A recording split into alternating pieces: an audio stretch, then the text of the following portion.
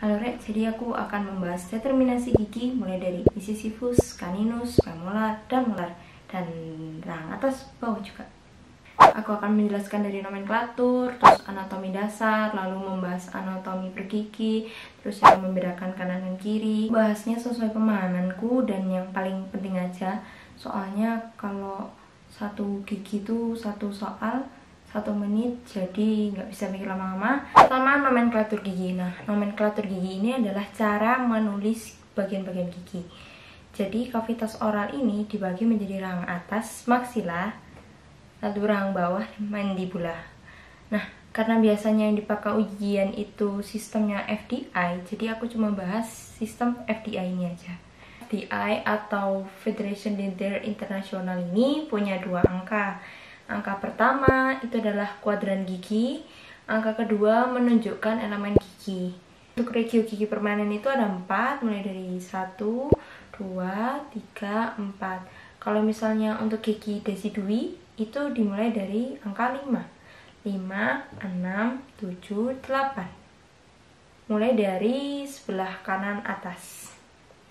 Sedangkan untuk elemen gigi ini, untuk gigi permanen itu dimulai dari angka 1 sampai 8. Mulai dari incisivus 1, incisivus 2 atau lateral, terus caninus, premolar 1, premolar 2, molar 1, molar 2, molar 3, 8.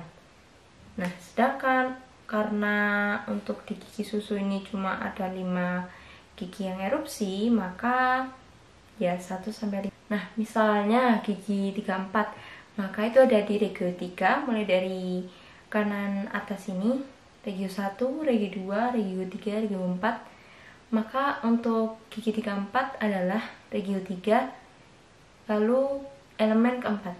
Mulai dari incisivus 1, incisivus 2, caninus, berarti 3, 4 adalah premolar 1 di regio 3.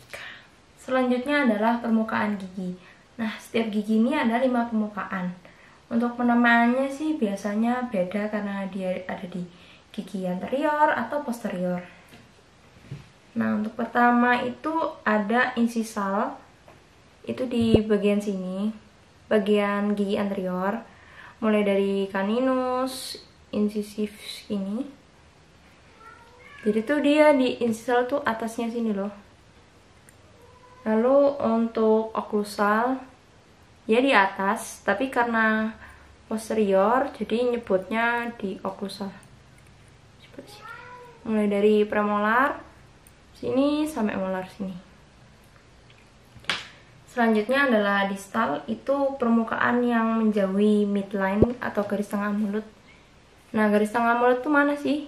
Garis tengah mulut tuh yang ini loh. Nih. Jadi antaranya incisif 1 kanan kiri itu midline-nya. Jadi misalkan ini kan gigi 41. Untuk mesialnya itu sebelah sini. Ini kan midline-nya.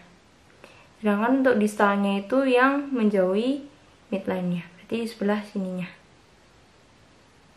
Itu untuk gigi anterior. Kenapa fasial? Karena dia itu kan menghadap ke luar mulut ya. Terus bukal. Sama untuk gigi posterior, dia karena menghadap ke pipi. Untuk lingual, itu adalah penamaan untuk gigi yang berada di rahang bawah. Kenapa disebut lingual? Karena kan menghadap lidah. Nah, dekat dengan lidah. Sedangkan untuk palatal, kenapa disebut palatal? Karena dia dekat dengan palatum. Untuk daerah gigi ini bisa dibagi menjadi 3 daerah sesuai letaknya. Misalnya di incisal third, middle third, terus cervical third, seperti itu. Kita coba bahas landmark atau struktur yang paling penting. Nah, struktur gigi ini tentu saja dibagi jadi mahkota yang putih-putih ini. Lalu ada akar. Nah, untuk di incisal landmark yang sering disebut itu adalah cervical line, dimana dia tuh perbatasan antara enamel dan cementum yang coklat-coklat ini.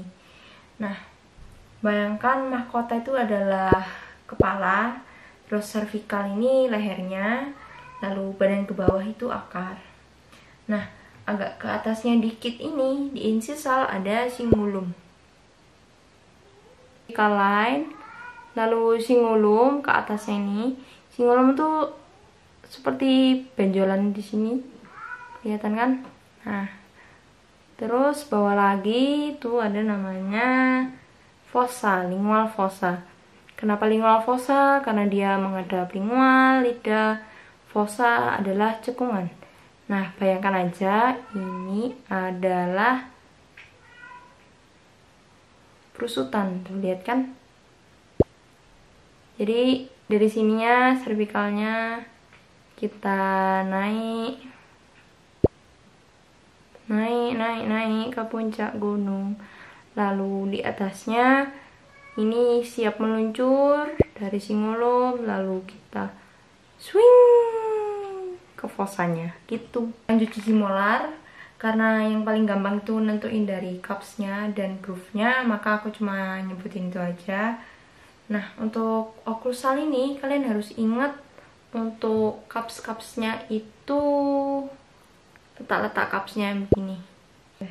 Lalu ada groove, sesuai namanya itu adalah lekukan yang dalam. Bayangkan ini peta, lalu ini groove-groove-nya yang dalam-dalam itu adalah sungainya.